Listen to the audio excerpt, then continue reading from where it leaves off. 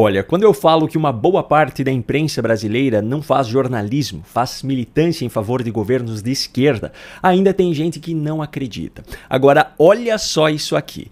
Só no mês de março de 2025, o preço do ovo no Brasil subiu em média 19,44%, segundo dados do IBGE, aquele instituto cuja credibilidade está lá embaixo, sob a gestão de um indicado de Lula, inclusive com inúmeras denúncias dos próprios servidores. O acumulado nesses 3 primeiros meses do ano já passa de 25%.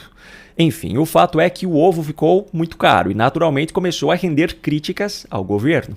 Diante disso, a Globo entrou em ação. Olha só essa matéria do G1. Cansado de pão com ovo? Mingau de aveia pode ser opção de café da manhã. Mas não pense que esse tipo de socorro ao governo Lula vem só da Globo e é só sobre o ovo. Como você já deve saber, o preço do café subiu quase 40% no ano passado, também considerando os dados possivelmente tendenciosos do IBGE.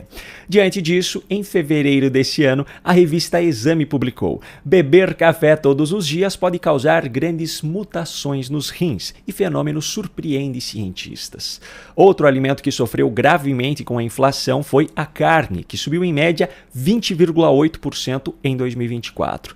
No início de fevereiro desse ano, o Metrópolis trouxe essa manchete: rico em colágeno, veja como fazer caldo de ossos para o dia a dia. Eu sei que parece piada, parece montagem, mas não é. Você pode pesquisar aí no Google que você vai encontrar todas essas matérias. E sabe o que é o pior? Do jeito que as coisas estão indo no Brasil, muito em breve essa imprensa vai ter que se desdobrar para defender os benefícios do jejum.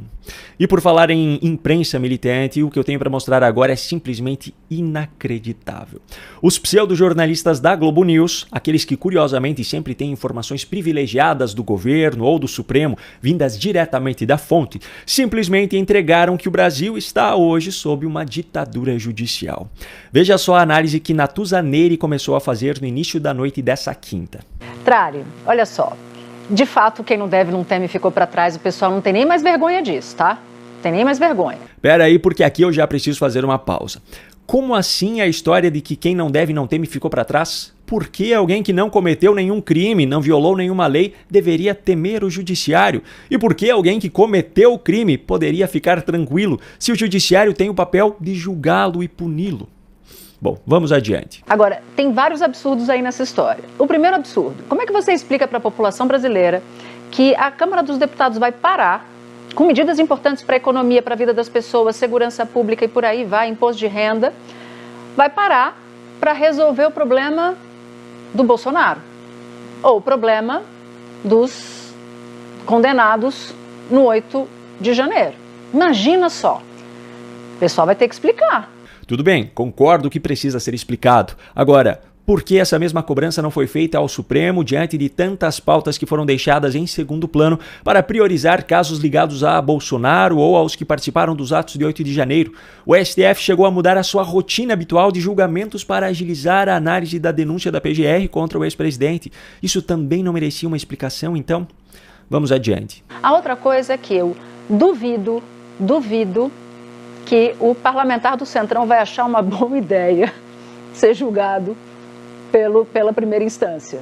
Eu duvido. Peraí, por que um parlamentar, seja ele de centro, de direita ou de esquerda, ou qualquer outro cidadão brasileiro, deveria preferir ser julgado por um juiz de primeira instância ou pelos ministros do STF? Existe diferença na aplicação da lei? Se existe, alguém nessa história está sendo absolutamente parcial e político. Esse é o papel do judiciário? Vamos adiante. Cai nas mãos de um juiz de primeira instância.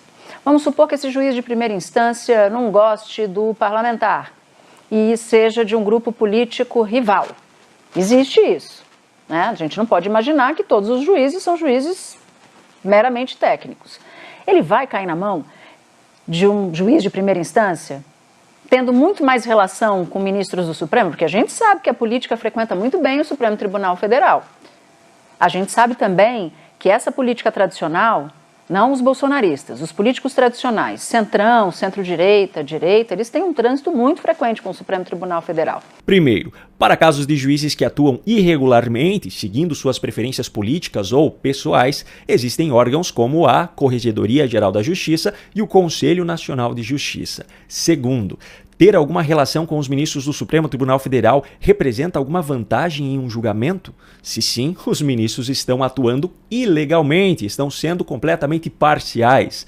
E terceiro, se os políticos costumam ter um trânsito muito frequente com o STF, exceto os bolsonaristas, e a Constituição Federal define que os poderes devem ser harmônicos e independentes entre si, quem é que está errado nessa história?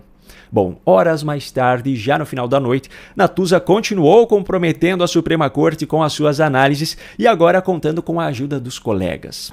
Esse pedido da Procuradoria-Geral da República para arquivar o caso da vacina acaba atrapalhando esse discurso do Bolsonaro? Não, acho que não atrapalha, não. Acho que é o contrário. Ter sido pedido um dia depois de que ele foi condenado não, tornado réu, pode indicar que já estão satisfeitos e as coisas menores eles vão deixar para lá. Satisfeitos? Por acaso, o que acontece no meio jurídico serve para satisfazer pessoalmente integrantes da PGR, do STF, ou seja lá de onde for? Isso não é ilegal? Mas ainda tem mais um ponto aqui que eu preciso destacar. Qual é o custo político para o Centrão de patrocinar o avanço da anistia? É enorme, porque compra uma briga direta com o Supremo Tribunal Federal. E, como disse você, tem um bando de gente amarrado pelo pescoço. O Supremo nunca teve... Com as emendas, então, o que tem de... Imagina, passa anistia. Imagina uma decisão do ministro Flávio Dino, falou assim, bom, então estou decidindo aqui, vamos abrir tudo, Polícia Federal você entra, Tribunal de Contas me passa tudo aqui, vai sobrar o quê? Primeiro, se apoiar o projeto de anistia no Congresso desagrada os ministros do Supremo Tribunal Federal, significa que os ministros estão chantageando parlamentares para controlar aquilo que acontece no Congresso e que vai muito, mas muito além da função deles como magistrados. E segundo, se tem tanta gente amarrada pelo pescoço e o apoio ao projeto da anistia faria com que esses parlamentares se tornassem alvos do Supremo, isso significa que, os ministros do Supremo estão prevaricando hoje, pois sabem que há coisa errada e não fazem nada a respeito, e 2, os ministros do Supremo não atuam como juízes, mas como personagens políticos que fazem uso ilegal dos seus cargos para beneficiar ou prejudicar políticos de acordo com os seus próprios interesses. Agora, fazendo um apanhado geral de tudo que foi dito, as falas de Natuza Neri, caso sejam todas verdadeiras, são demonstrações claríssimas de que o povo brasileiro está submetido hoje a uma ditadura judicial, onde alguns poucos ministros cometem diversos abusos para controlar absolutamente tudo o que acontece no judiciário e nos demais poderes da República. E sabe qual é a parte mais irônica dessa história? Todos esses pontos levantados com entusiasmo por Natuza Neri, como se fosse tudo normal, são considerados por ela, assim como pelos ministros, como defesa da democracia. Por isso que o conceito de democracia vigilante, para mim, é o que mais se adequa aos desafios do momento. Você tem toda a razão. Você tem toda a razão. E aí, parece democrático para você o fato de estarmos sendo vigiados por essas pessoas? Em visita ao Vietnã, o presidente Luiz Inácio Lula da Silva, que aqui no Brasil grita aos 4 cantos que é um amante e um defensor da democracia, resolveu prestar uma linda homenagem a um vietnamita considerado por ele como uma referência. Nessa sexta-feira, Lula levou ao túmulo do ditador sanguinário Ho Chi Minh, fundador do Partido Comunista do Vietnã, algumas flores. E nem sou eu quem está chamando ele de ditador. Veja só o que a revista Super Interessante diz sobre ele. Ho Chi Minh foi um ditador do norte do Vietnã de 1946 a 1969. Minh é considerado herói por muitos por causa da vitória na Guerra do Vietnã. Porém, durante o seu governo, o país foi mantido sob grande censura, repressão e culto à personalidade do ditador. Vários intelectuais e críticos ao regime foram presos em campos de concentração. A estimativa é de que cerca de 1 milhão de pessoas tenham sido enviadas para esses lugares. Além disso, a reforma agrária, organizada de maneira compulsória, gerou a morte por execução de mais de 100 mil pessoas. Até hoje, no Vietnã, textos que tenham críticas a Ho Chi Minh são censurados e os escritores são presos. Ou seja, é uma versão vietnamita de Hitler. E enquanto aqui no Brasil Lula diz condenar o nazismo, lá no Vietnã ele venera alguém que praticou as mesmas coisas. Preciso dizer mais?